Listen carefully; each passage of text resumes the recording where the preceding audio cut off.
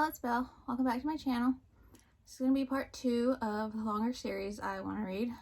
I had no idea I had so many series with 4 books or more. It's a little outrageous. Like, the whole floor is covered. So I already know it's probably going to have to be more than 2 parts. But it gives me stuff to film, so I guess that's good. And like I mentioned in the other video, if there's been longer series I've mentioned in videos recently, like Poppy Pym, just all the other ones that were longer. If I mentioned those in those videos, I didn't put them in this video since they're obviously longer series I want to read, and I've put them in I want to read series before, so just wanted to say that again. First we'll start with the Janitor series. And these are by Tyler Whitesides. Book 1, Janitors. Secrets of the Forest Academy. Curse of the Broomstaff. Strike of the Sweepers. And Heroes of the Dustbin. No one takes Spencer Zumbro seriously when he tries to warn his classmates about the mysterious things prowling the halls and classrooms of Welcher Elementary School. But when he sees Marv, the janitor, going after one of the creatures with a vacuum, he knows he's not the only one who can see them. With the help of his new friend Daisy, Spencer has to find out what the janitors know. The children's search uncovers the magic taking place behind the scenes of their seemingly ordinary school, where a battle is being waged for the minds of the students. Who can be trusted, and can Spencer and Daisy protect their school and possibly the world?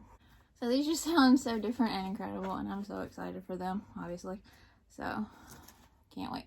I'm just going to put these together because they're by the same author. They're 2 series that have 4 books in each one, and they're by Katherine Woodfine. First one are the Sinclair's mysteries. First one is the Clockwork Sparrow. And the Jeweled Moth. The Painted Dragon. And the Midnight Peacock. Synopsis for this series, or the first book. You are cordially invited to attend the grand opening of Sinclair's department store. Enter a world of bonbons, hats, perfumes, and mysteries around every corner. Wonder at the daring theft of priceless Clockwork Sparrow. Tremble as the most dastardly criminals in London enact their wicked plans. Gasp as our bold heroines, Miss Sophie Taylor and Miss Lillian Rose, break codes, devour ice buns, and vow to bring the villains to justice. A splendid adventure awaits you. Sounds incredible. I know I love my detective style, mystery, middle grades, and historical fiction type is even better, so these are just right up my alley. And the same thing for the next one. This is the Taylor and Rose Secret Agents series. Peril in Paris. Spies in St. Petersburg. Villains in Venice. Nightfall in New York. These, it looks like it's a different location in every one, an exciting new location, and that writing is atmospheric. I can tell that's going to be a great aspect to the story. All aboard the train to Paris. It's 1911, and the young detectives of Taylor and Rose are turning their talents to espionage. On a case for the mysterious Secret Service Bureau, the daring Miss Sophie Taylor and Miss Lillian Rose must leave London for the boulevards and grand hotels of Paris. But danger lurks beneath the bright lights of the city, and intrigue and murder lie in store. As aeroplanes soar in the skies overhead, our heroines will need to put all their spy skills to the test to face the peril that awaits them. These look like they have illustrations throughout. And these are done by 2 of my favorite illustrators, actually, too. The first 2 books in the Sinclair's mysteries, the editions I have, were done by Júlia Sardà. That's how you say it. Looks like there's just like chapter head illustrations in those. But the covers are beautiful. And the chapter headings are beautiful, and she's one of my favorites. So one of my favorites is Carl James Mountford. And it looks like he did the last 2 of this series, and then he did this whole series. Well, 2 of my favorites. So that's cool. 2 series that sound like they were made for me. So I'm very excited to finally get to these, and I need to soon. And then we have these, which are the Thunder Girls series by Joan Holub and Suzanne Williams. Freya and the Magic Jewel. Sif and the Dwarf's Treasures. Haydn and the Apples of Youth. And then Skade and the Enchanted Snow. A map type thing. A tree. Not a map, but you know what I mean. 12-year-old Freya, the popular Norse girl goddess of love and beauty, is looking forward to a fun year at Vanaheim Junior High. But after receiving a mysterious prophecy from her magical jewel named Rising, that she is the key to stopping Doomsday, she is summoned to Asgard Academy by the mighty god Odin and told to bring her magic. Unlike her twin brother Freya is not happy about leaving home. When she accidentally drops her beloved jewel off the Bifrost Bridge, her journey is off to a rocky start. Without rising, Freya thinks she's powerless. There's no way she'll be able to deliver the magic Odin expects of her now. However, she soon learns that true magic can come from unexpected places. I'm very intrigued by these, and they just sound right up my alley. I don't think I posted this one on my Instagram not that long ago. There actually might have been. Time flies. It's hard to know when was when. I think it's just called Tuesdays at the Castle series by Jessica Day George. Oh, Tuesdays at the Castle. Wednesdays in the Tower.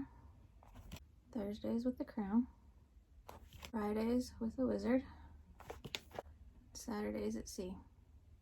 Tuesdays at Castle Glower are full of magic. Every Tuesday, Castle Glower takes on a life of its own, creating and rearranging entire rooms, stairways, and secret passageways. Princess Sally records every new twist and turn of her beloved home, and no one, not even her siblings or parents, knows the castle better than her. One day, Sally's parents disappear while traveling to a royal event, and it's not long before intruders from neighboring kingdoms arrive, threatening to take over the magical castle. Will Sally be able to protect her family and her home before it's too late? Very intrigued by that. Sounds like a very atmospheric setting with that castle, and like a strong heroine. And then I have the Secret Zoo series by Bryan. I've had these for a long time. I don't think I ever posted them on my Instagram, actually, though. Secrets and Shadows. Riddles and Danger. Traps and Specters. Raids and Rescues. Missing! Noah's sister Megan has disappeared, and he thinks that the Clarksville City Zoo has something to do with it. The animals are acting strangely, leaving cryptic messages for Noah and his friends, Ella and Richie. Following the clues, they soon find themselves lost in a secret world more astonishing and more dangerous than they ever imagined. Befriending polar bears, penguins, and rhinos on the way, Noah and his friends embark on a wild adventure to find Megan and bring her home.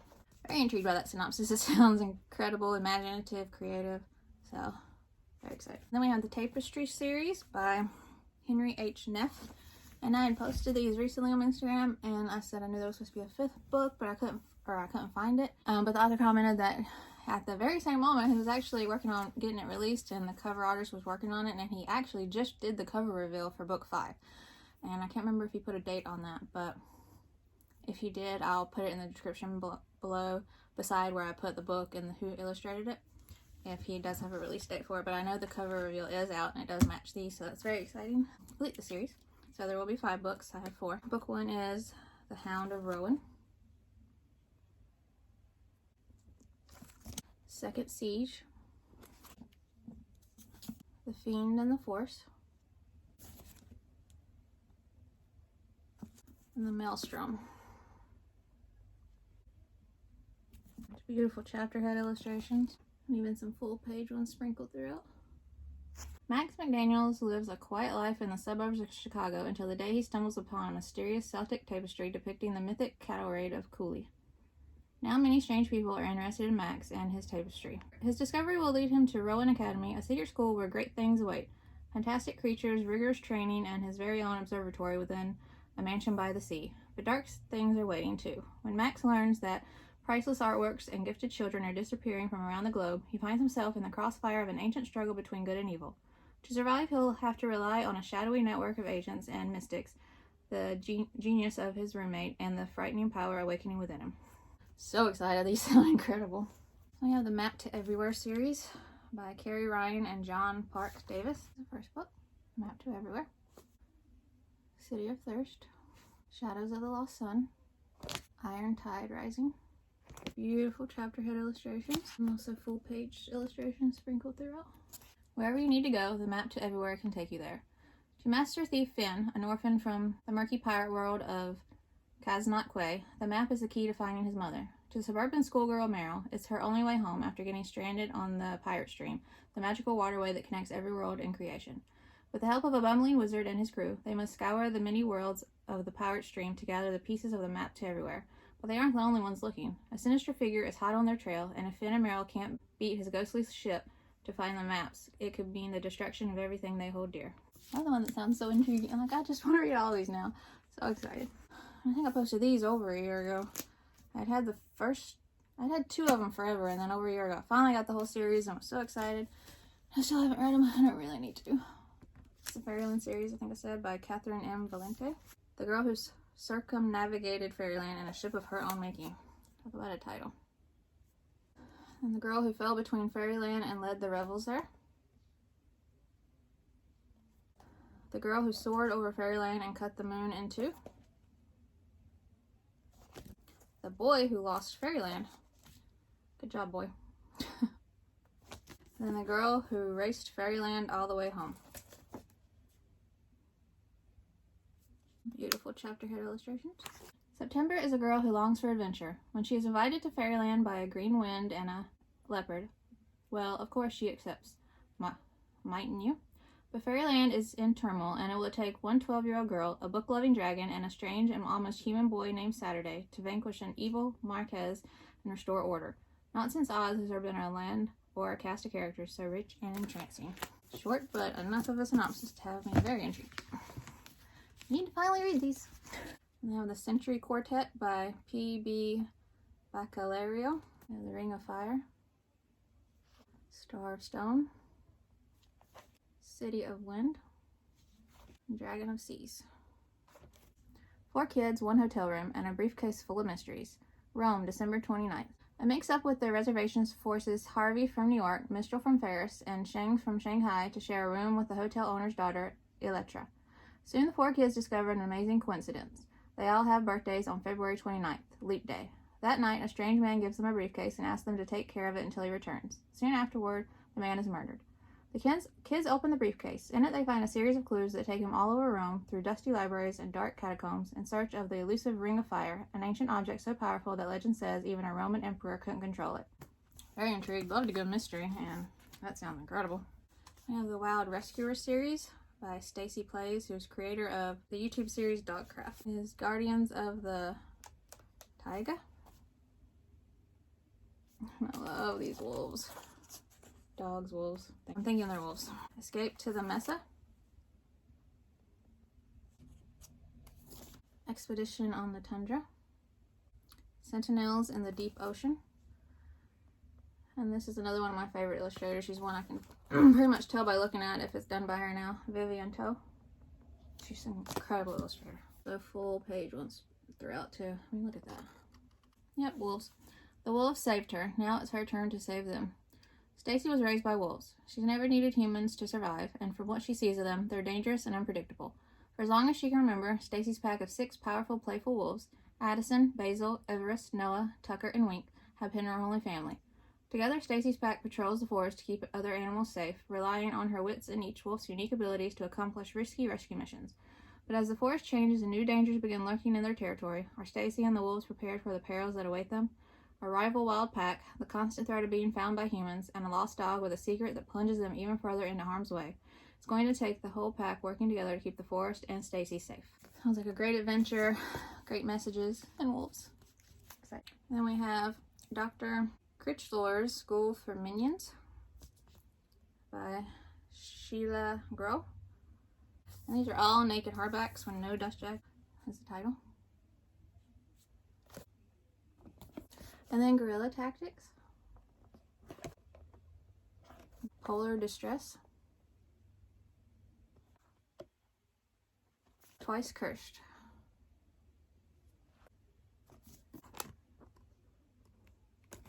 Welcome to Dr. Critchlor's School for Minions, the premier trainer of minions for evil overlords everywhere. No student is prouder to be at Dr. Critchlor's than Runt Higgins, a 12-year-old werewolf. At least he thinks he's 12. He was abandoned as a baby, so he can't say for sure. Runt loves everything about Dr. Critchlor's. He loves his classes, like History of Henchmen and Introduction to Explosive. He loves his friends, like Darth and the Gargoyle and Sky the Tree Nymph. And he loves his foster family, who took him in when his wolf pack couldn't. But not everyone loves Dr. Critchlor's as much as Runt. After a series of disasters, each worse than the one before, it's clear that someone is trying to shut the school down. It's up to Runt, who knows the place better than anybody, to figure out who's behind the attacks and to save his home and Dr. Critchlor himself from total destruction. And this would have been another one perfect for spooky season that I totally didn't even register when I was looking, like I've said about many of the books. But these sound incredible and they're beautiful. Excited? See what I mean? I don't know the name of this series, but it's by Blue Balliet. And they're illustrated by Brett Helquist, who is another favorite illustrator. He did the series of Unfortunate Events illustrations, I believe, and he's just incredible. The first book is Chasing Lemire. The Right Three. The Calder game. This is a naked hardback. Pieces and Players. And illustrations throughout. When a book of unexplainable occurrences brings Petra, Annalie, and Calder Pillay together, strange things start to happen. Seemingly unrelated events connect. An eccentric old woman seeks their company, and an invaluable Vermeer painting disappears. Before they know it, the two find themselves at the center of an international art scandal, where no one, neighbors, parents, teachers, is spared from suspicion. As Petra and Calder are drawn clue by clue into a mysterious labyrinth, they must draw on their powers of intuition, their problem-solving skills, and their knowledge of Vermeer. Can they decipher a crime that has left even the FBI baffled? Again, sounds like incredible mystery. I posted these probably over a year ago too. I really need to get to them. They sound incredible. They're beautiful. We have the Seven Wonders series by Peter Lagrangus. This isn't the first book, but it's two novellas in one that say they come first. The Select and the Orphan. And then book one is The Colossus Rises. Lost in Oblivion. Another novella is The Key. Book three, The Tomb of Shadows. Curse of the King. Another novella, The Promise. Book five, The Legend of the Rift. Little illustrations like that throughout. Just One Boy. Jake McKinley is an ordinary kid with an extraordinary problem. In 6 months, Jack is going to die. Just one mission. After Jack collapses in the middle of a busy street, he's whisked off to a strange hospital in a strange place. There are armed guards and weird kids and fantastic creatures, not to mention no parents, no phones, and no possibility of escape. The place is run by an old professor named Behegod, who tells Jack that what's killing him is a generic trait inherited from the prince of a long-lost civilization. It's destroying Jack by making him too strong too fast. He'll need to stay strong, though, because it's up to him to save the world. My foot's falling asleep. Just one problem. That long-lost civilization sank when 7 magic loci were stolen and hidden around the world. Now Jack and his friends must find the loci before they fall into the wrong hands. If they don't, they'll never be cured, the lost war will rise, oceans will be displaced, and life as we know it will be pretty much in. 7 wonders. No one ever asked Jack if he wanted to be a hero. He just has to be one. One kid, one mission, one big problem. Another very intriguing synopsis that sounds wonderful. And it's already getting kind of long, so I think we'll stop it here. And we'll do the Unwanted series by Lisa McMahon. And I know that there's another companion series, I think, to this. It's called The Unwanted Quests, I think it's called. And I have a couple of those, but I don't have all of them. Unwanted. Island of Silence. Island of Fire. Island of Legends. Island of Shipwrecks. Island of Graves. Island of Dragons.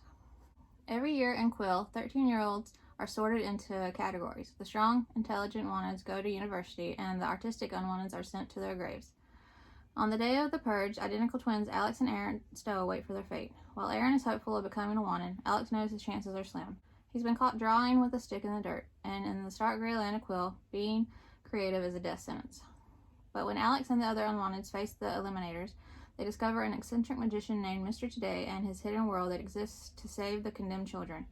Arnhem is a colorful place of talking statues, common creatures, and artistic magic, where creativity is considered a gift and a weapon. These just sound so good, and I'm just so excited to get to them. It's a long series and then another spin-off series, but they just sound incredible and worth reading. And there are still so many stacks, so I can tell there will be more than a part 3 to come too. So this is going to be a series in itself of videos. So I hope y'all are enjoying them at least. And it gives me something to film. So I don't know if they'll be back to back when I put them out. Since I will have other things to post. I hope you enjoyed the video. Today it's just a Soundgarden shirt. Have you read any of these series? Have you enjoyed them, or are there any that look interesting to you that you want to read? Let me know in the comments. And if you would like to subscribe, I would love that. And I will see y'all in my next video. Bye!